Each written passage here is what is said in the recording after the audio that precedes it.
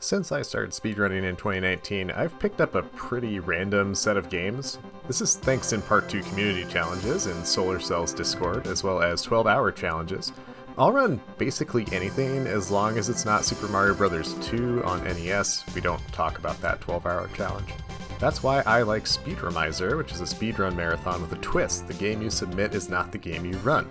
Once submissions are in, the folks running the show randomize the selections and assign runners a new game to learn over the course of 3 months. This time I was assigned Zeliard, a DOS action RPG. This game, which features some interesting opening credits here, was originally a PC 88 game, but I played it on DOS because that's what fellow speedrunner Happy Camper submitted to the marathon. This was a tricky run to learn, one I was still getting the hang of, so I wanted to talk a bit about the process of learning this run and hopefully encourage you to give it a shot. Before I get into the run itself, let's talk about the game overall. Zeliard was developed by Game Arts and was released in 1987 in Japan for the PC 8801. It received an English DOS port in 1990, published by Sierra Online.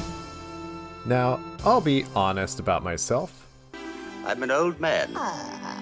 But this game is slightly older than I am. I would have had to be a highly advanced baby to play this one as a kid. So even though I did play some DOS games as a kid, this was not one of them, so I'm going in completely blind. I'm pretty impressed by the quality of this game, though it does have that DOS hard quality to it that modern gamers would find enraging. You play the role of Duke Garland. No, not that Garland, but this guy. Here's his portrait. Here he is in game. Here he is doing a Naruto run after killing a boss, and here he is on the English box art. Not sure why Sierra did this, but there you go. Let's talk about mechanics. This is a side-scrolling RPG with platforming elements. You start in a town, and you'll travel to a few where you can visit a bank, buy items and equipment, and visit a sage to level up and save your game. You then progress into the dungeon, which has 8 levels and 9 main bosses, along with an extra one, but he's a palette swap and it's quite easy.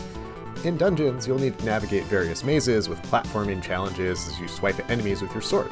You can do a single swipe straight ahead, but you can also swing your sword in an upwards arc by jumping or holding down and up as you attack, and you can perform a dropping attack when you jump down pits.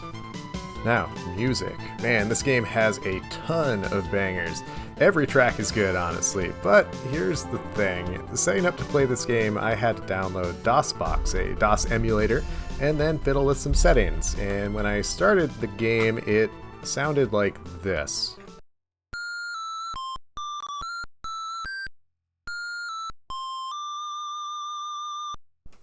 So I fiddled with the settings some more, and it sounded like this.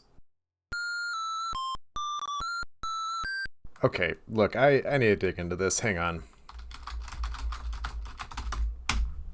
Okay, so I need more software to emulate good sound. Back in the day, computers came with sound cards, and they were each different, and they all provided different types of quality. I downloaded Munt, which is an emulator for the Roland MT32 sound device, one of the fancier sound systems of the time. I don't want to get too deep into this, I just want you to know that I did some digging here, set up Munt, started the game, and... Why? Oh, there's an install procedure for the game, and that's where you can choose your sound settings. Silly me. Anyway, now that we're playing the game with Munt, now the music is straight up bangers for the entire playthrough.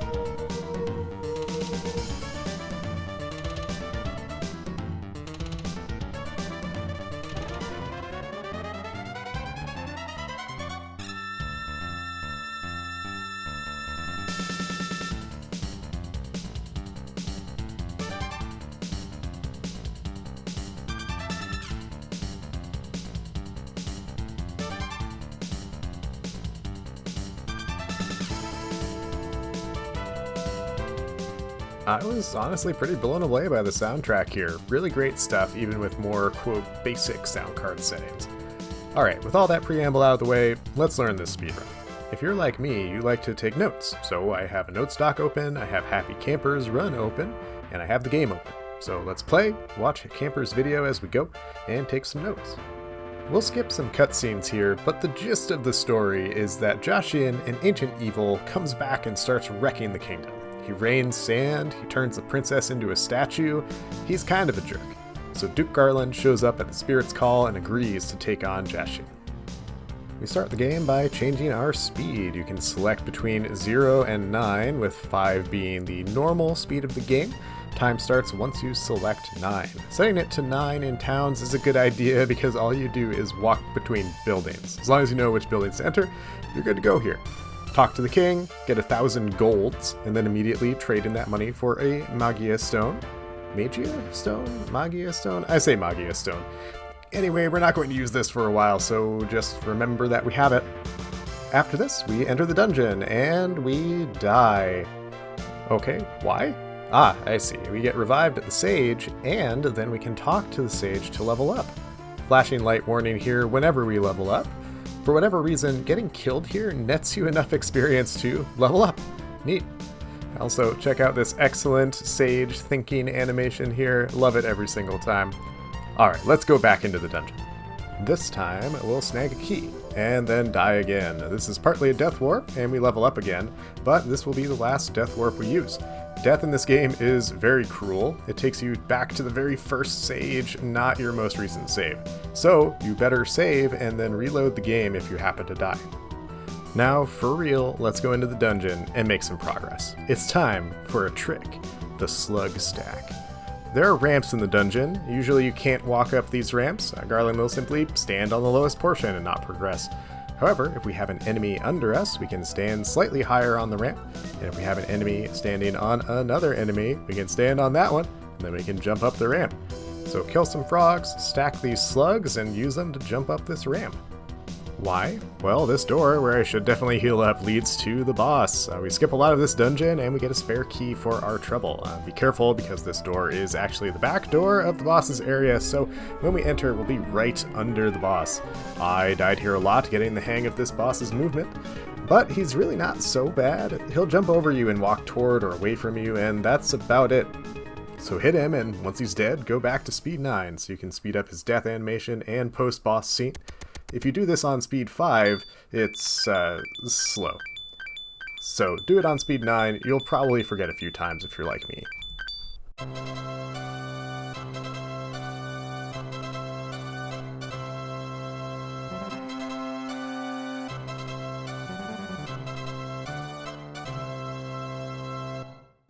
That was one of the tears of Esmasanti, which were stolen by Joshin and can save the princess. So let's move on to second town. If you want to do this run fast, skip this town completely. If you're doing a marathon safe route, save the game now. This is the last chance to save for one full level and essentially 80% of the next. Save the game, trust me, you'll die in stage 3 and hit yourself if you didn't save. Moving into stage 2 now, we get another banger track, and we make use of that Magia Stone we purchased at the beginning of the game. It does this, it makes a magical shield. It will do physical damage to anything it touches. Enemies can sneak past it to hit you, so you still have to be careful. However, it makes this level a breeze, so move through, get a key, get a healing potion, and keep it moving. Travel through the next room, and you should get this item. That's an Alma Stone. They come in different colors for different values. You don't get money in this game, you instead get Almas that you trade at the bank for money. So pick that up, and then keep moving through the level to the boss area. Being careful of these spikes, of course. You can just hop through them, fortunately. And then we'll be at the boss.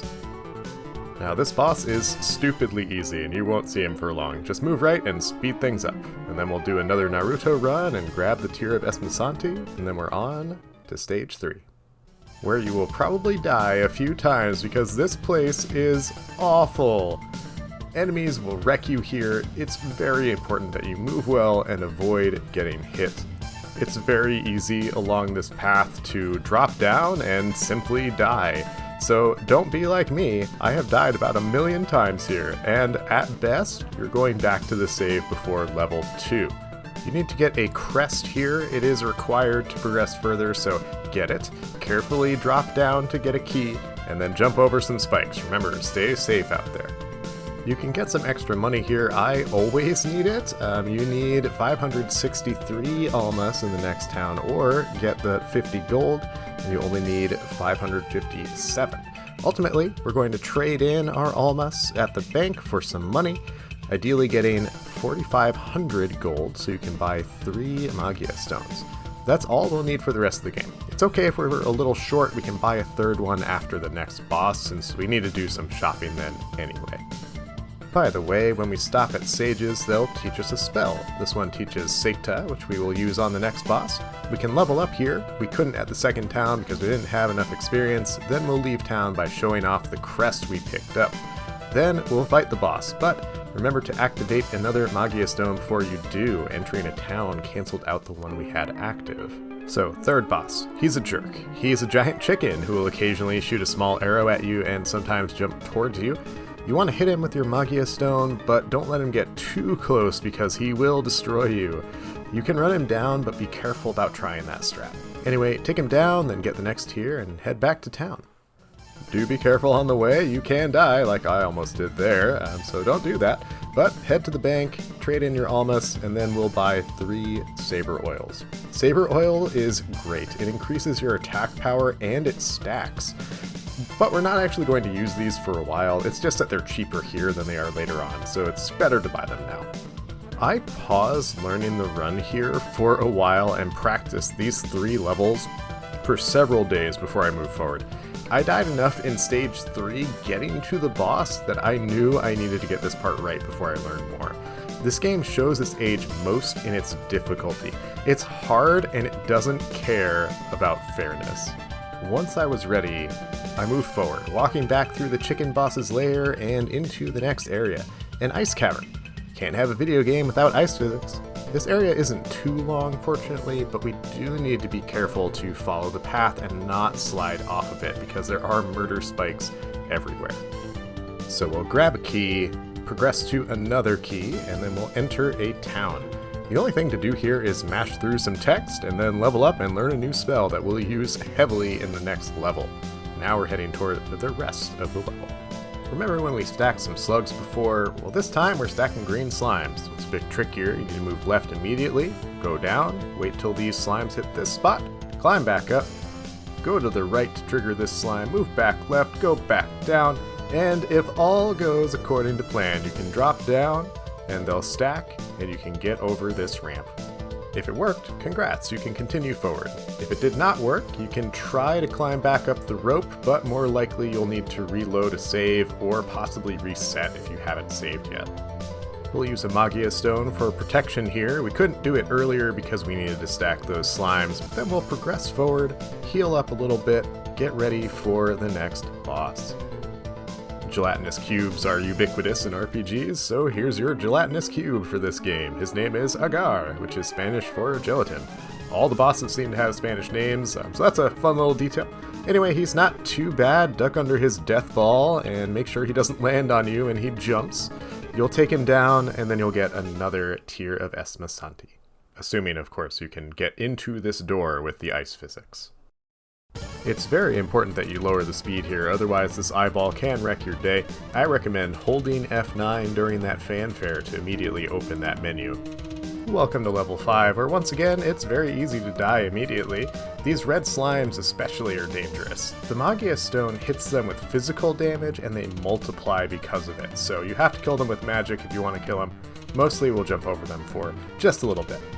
Magia Stone, helpful, but a little risky here. We have a lot of platforming between us and the next safe zone. We'll need to get some new boots, get some keys, some money, a crest, and more keys, all before we reach the next town. This is also the point where I realized my note-taking method was not going to work. I previously noted things like enter door, go right and drop 2, then right and drop 1, then left and climb up to key. This is not going to work for the rest of the game. It's too complicated.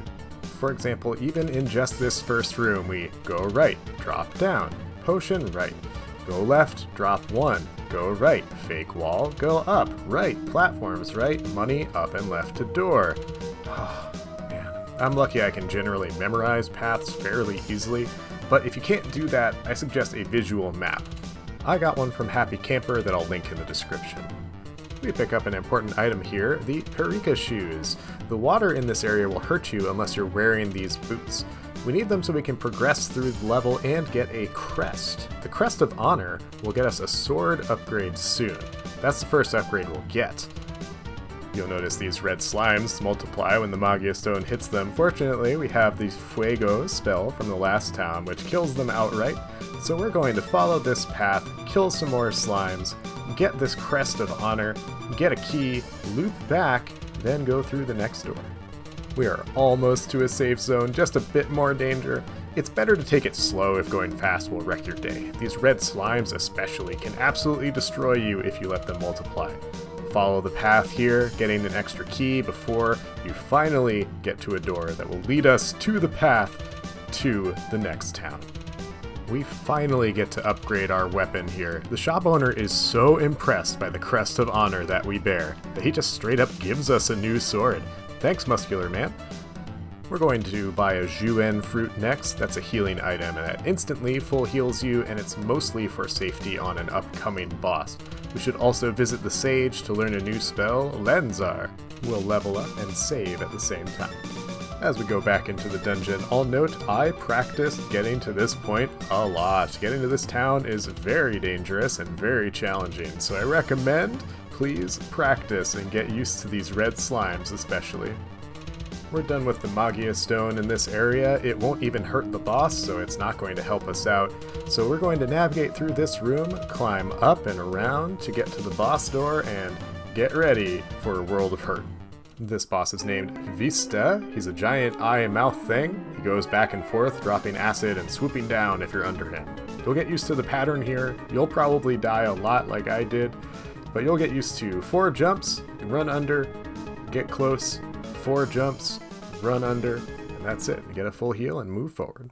Now on to stage 6, where once again you can die very quickly. You can go straight into the path or climb up here to a safe zone, watch for this bird. You'll go into the city of Dorado. Like El Dorado? Anyway, a safety save here is probably a good idea. It is very easy to die in this level, so visit the Sage, learn a spell, and save. Back in the dungeon, we'll use a Magia Stone, our last one, and we'll continue on the path. Our goal is to get to some new shoes. We'll have to go under and over and around and all kinds of places.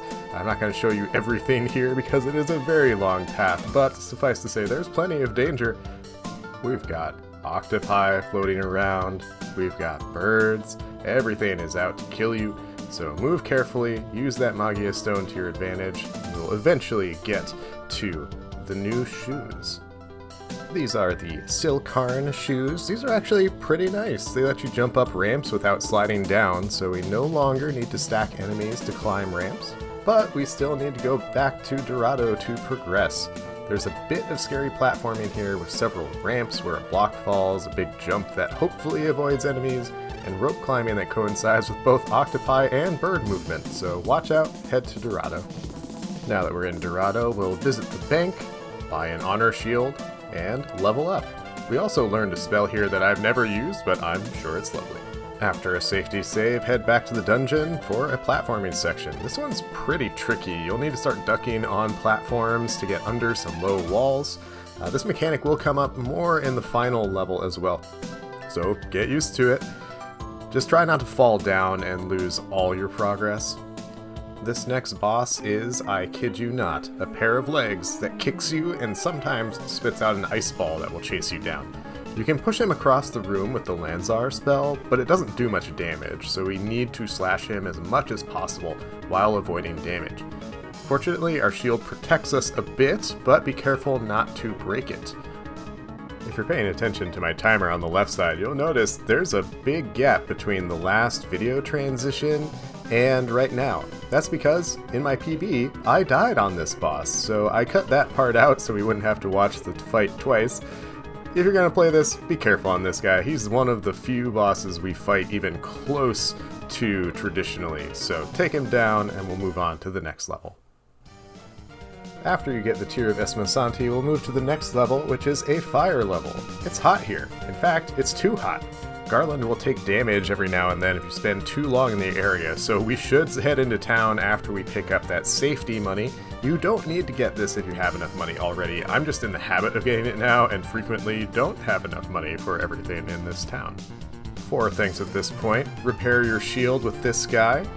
Talk to the sage to learn a new spell and level up. Buy a saber oil if you have enough money right now. And then talk to this lady to fight a mini-boss. It's our gelatinous cube friend once again, but our new aqua spell will take him down very quickly. Doing this encourages the villagers who might not have wanted to talk to us to help us out, so we should revisit the sage to level up again. We should then talk to this guy to get an asbestos cape. Ah yes, the well-known, very safe material asbestos, but it will protect us from the heat in this level. We won't equip it just yet though. Use those Silkarn shoes to climb up the ramp, then equip it, snag this key, and we'll head down and around back to the original town entrance. You'll notice you're going to get pushed around by wind in this level. That's the gimmick here. It makes it so you can't really get to some items quickly, normally. However, we have a trick. It's the dog push.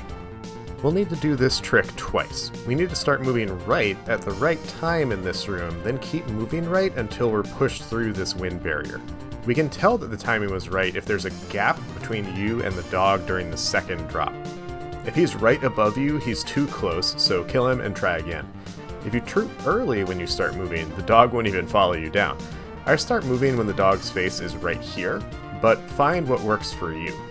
This trick was probably the hardest one to learn in the game. Once you get pushed through, climb up to the right, get a full heal, get a key, and then continue right and up to repeat this process. This time we're going to drop down and head to a new door toward the boss. We want to be a little injured before we go into the boss fight, and we want to use 3 of our 4 saber oils. If you happen to use your Juen fruit on another boss before this, use all 4 saber oils.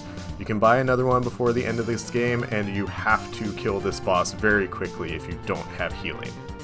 This healing potion we're about to pick up will continue to heal us as the boss hurts us, so walk in, hold right, up, and down, and mash attack to defeat him. You will probably need to heal yourself here in order to not die. Watch your health, use a Juen fruit if you need to, and take this dragon down. After you win and get the next tier, we'll move into the final stage, kind of. We'll be here for a little bit and then warp away and then come back. Platforming gets a little bit ridiculous in this level, so be ready for some crazy jumps.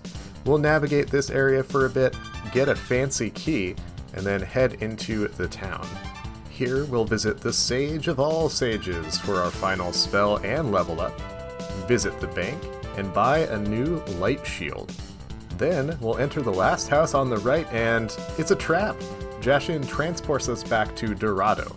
Well, we can do a few things here. We can buy a Juen fruit if you're worried about health, or a water of Acero, which will repair your shield if it's damaged. But the important thing is to save. I save here rather than at the last town because it skips having to do some other movement if you happen to die. This is the last good spot to save before you end the game, so take the opportunity. Back in stage 6, we'll go through this door, thanks to the new key that we have. Here we get a free sword and some new boots. These boots let us jump higher than before, so we'll put them on and get out of here by cutting through these walls. You can set the speed to 9 here because there's really nothing dangerous, just be careful with your movement not to fall down. And go through this door. Hey, we're back in stage 8, how about that? Let's get back on track here. We're going to use our Silkarn shoes to climb this ramp, then go through the door with our new boots equipped. We'll want to use the Aqua spell here too, but make sure you save 1 or 2 uses of it for the room before the next boss.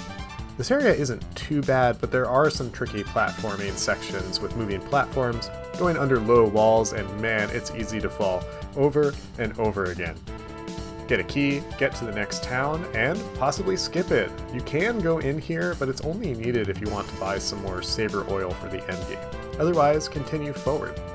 Go through this door twice, very sneaky of Jashin to set it up that way, then carry on to a tricky bit of platforming. first, we need to attack down on this platform to get through here. Then we need to go up and head through one more room to get through the worst bit of platforming in the game. This rope. This rope is the bane of my existence. I don't know why. It should be easy, it's jump and press right slightly, but I just can't figure out a good rhythm for it. Don't fall down in this room anywhere. It is awful, mostly because you need to climb the worst rope again, but there's also a lot of death spikes scattered around.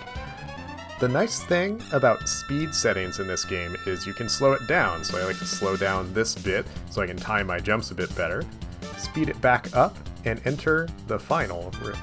Well, the final challenging room. Watch out for these blue puffs. You can drop down here and use aqua on these enemies. You do want to be a little injured going into the next boss, but don't die, because that would be bad. Climb up this rope, head to the right. You want to use a saber oil and then pick up this health potion. Just like the dragon boss, we're going to abuse this health potion, continuing to refill us as we get hurt. This boss, I have no idea how you're supposed to do this, but hop right, hop left, and mash attack and he goes down. That's it. No idea how you do that in the vanilla game, but move left, grab a key, go in here, hey, here's Jashin. After the terror of the boss before him, Jashin is a bit of a pushover. Mostly, he's a cheap coward who teleports away before you can hit him. Best bet is to move toward him, jump and attack, and probably get hit by his attack at the same time. But eventually, he'll start running away from you, which is a good time to use the final spell, and then do jumping attacks as he tries to jump over you. Note that he will try to heal himself as he's running away, so it's important that you take him out here, like so. Once he's dead, you'll go through, get the final tier of Esmasanti, die for some reason, then teleport back to the beginning, see the princess, and that is time. That is the Zeliard Any percent speedrun. We did it. Duke Garland saved the day. Now we get a final bit of plot that has no music until the credits. I'll add some in here, hang on. And that's the speedrun. Once I finished learning this run, I realized I needed to practice a ton. You can see on the splits on the left side, I saved about 10 minutes on the dragon boss fight alone. That's because I died there in a previous run. This game is really hard, pretty unfair, but I think once you memorize things, it's really not too bad. It's just very easy to lose a run very quickly. I set up a lot of saves during my practice, like one right before the chicken boss fight and then one after the leg boss fight, so I could practice the fire level up through the dragon, basically practicing pain points. Doing full runs of this was super important, getting used to things that can wreck a marathon run, making sure I knew how to handle disasters. Usually that was press F7 to load a save. Sometimes it was navigating the room differently, but they always loop fully back on themselves horizontally and vertically. In any case, practice is key. You have to memorize this path, you have to know the backups, you need to keep safety saves in mind, and when you're ready, ditch them. So that's the Zeliard speedrun. Would I recommend this one? It's a hard game, it's a scary run. Chances are extremely high for failed runs because of how the game handles deaths, but it's pretty fun once you get the hang of it. I'd like to push my time to a 35-minute run, but that might be it for me at this point. This one has been fun to learn for Speedromizer, and I'd say give it a shot if you want to pick up a new game, especially if you want to experience a DOS hard game with some great music, some fun speedrun tech, and challenging boss fights. Thanks so much for watching this video. I hope you enjoyed this look into this abandonware title, and that my talking through the process of learning the run and what you have to go through for it gave you an idea of how I approached this one. It's a tough run, but it was a good learning experience all the same. Shout out to everyone involved in Speedromizer, the Discord is linked below. Also thanks to Happy Camper for helping me learn the run. Be sure to check out his Twitch channel, also linked in the description. Thanks again, and I hope you have a great day.